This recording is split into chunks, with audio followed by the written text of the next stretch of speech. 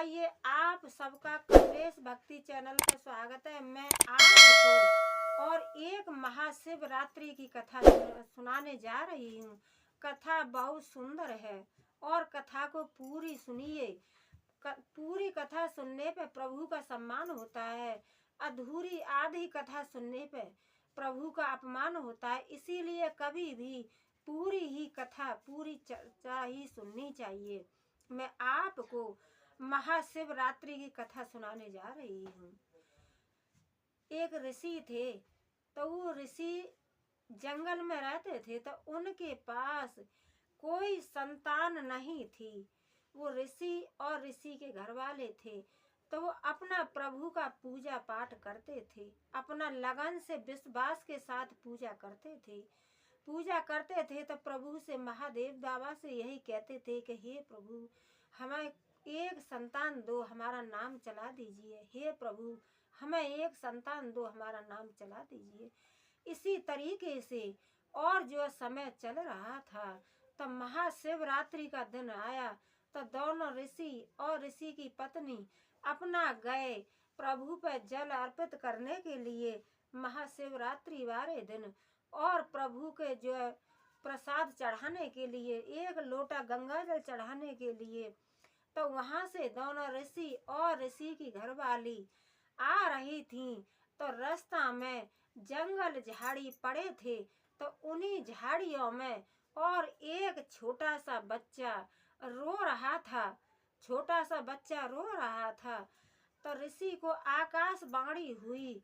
आकाशवाणी में ऋषि ने क्या सुना कि ये बच्चा आपका है, आप इसको ले जाइए और आप इसका जो लालन पालन कीजिए। तो जो ऋषि थे, उन्होंने प्यार से बच्चे को उठा लिया और ऋषि के घर वाली बच्चे को लेके चले आए और बड़े प्रेम से बच्चे को रखने लगे। घर से रख रहे बच्चों को, तो जो इधर उधर के ऋषि थे वो सुन रहे थे कि उन ऋषि को, उन मुनि को एक पुत्र प्राप्त हुआ है। तो उसको देखने के लिए सब कोई आ रहे थे। तो एक दिन बाहर से ऋषि आए उनके पुत्र से मिलने के लिए।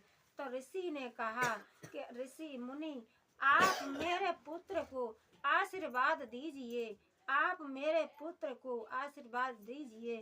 तो उन्होंने और अपने पुत्र को उनसे मिलाया और ऋषि कहने लगे कि आप मेरे बच्चे को आशीर्वाद भी दो और मेरे बेटे का आप नाम भी रख के जाना, नाम भी रख करके जाना।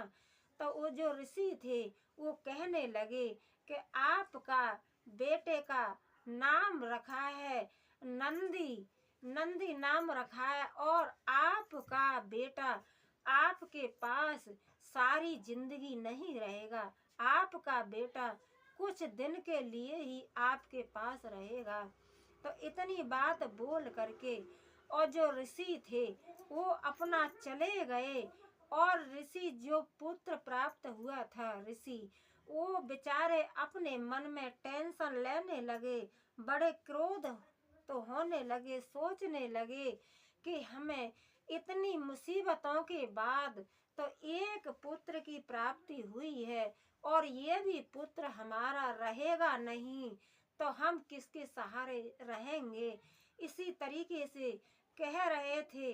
तो जो उनका बेटा प्राप्त हुआ था, वो बेटा आया और कहने लगा कि पिताजी, आप किस लिए टेंशन ले रहे हो, किस लिए अपने मन को दुखी कर रहे हो। तो ऋषि थे वो कहने लगे कि बेटा, जो ऋषि आए थे तो आपके बारे में हमने उनसे पूछा, तो उन्होंने आपको बताया कि आप हमारे पास सारी जिंदगी नहीं रहेंगे। वही मैं बेटा टेंशन ले रहा हूँ। तो बेटा था, तो बेटे का नाम तो वो ऋषि नंदी रख करके ही गए। और बेटा कहने लगा कि पिताजी, आप तो टेंशन ले रहे हो, आपको तो टेंशन नहीं लेना चाहिए। क्यों कि जिस घर में प्रभु की पूजा पाठ होती है और जो प्रभु पे विश्वास रखता है, उसके साथ भोले बाबा महादेव बाबा कभी भी कष्ट नहीं आने देते हैं, कभी अपने भक्त को दुखी नहीं करते हैं। तब बेटा की बात सुनी तो वो ऋषि थे, थोड़ा सा ने कुछ राहत लिए। तो बेटा ने कहा कि पिताजी अब मैं जा रहा हूँ, गंगा के किनारे रहूँगा और प्रभु का ही भजन करूँगा।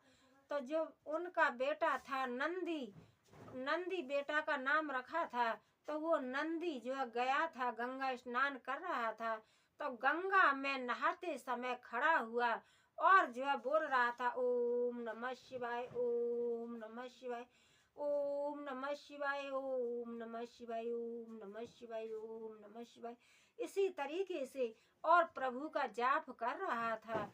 तो प्रभु भोले बाबा प्रकट हुए और प्रकट हो करके कहने लगे कि मेरे भक्त आपको क्या चाहिए और मैं आपकी भक्ति से खुश हूँ। तो वो नंदी थे, वो कहने लगे कि हे प्रभु, हे भोले बाबा, मुझे कुछ नहीं चाहिए और मुझे तो आपका साथ चाहिए।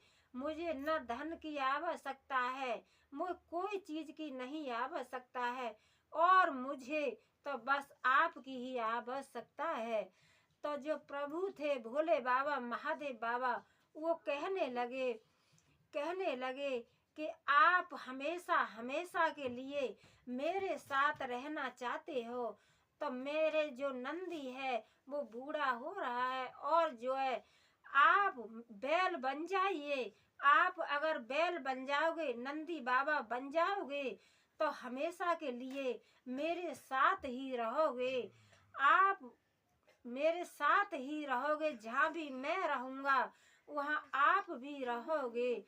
तो जो ऋषि का बेटा था वो नंदी बन गया और नंदी बन करके कैलाश पर्वत पर और भोले बाबा भी रहने लगे और नंदी बाबा भी रहने लगे। तब भोले बाबा और नंदी बाबा दोनों अपने पास में रहने लगे।